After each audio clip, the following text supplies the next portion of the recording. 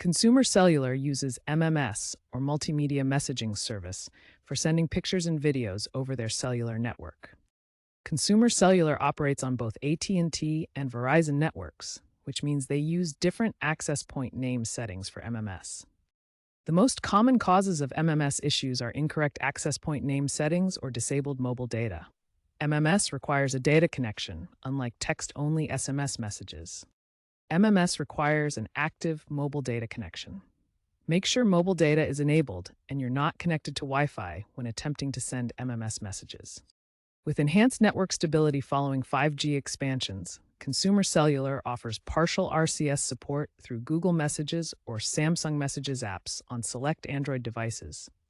First, ensure mobile data is turned on, as MMS requires a data connection. Next, check and correct your APN settings.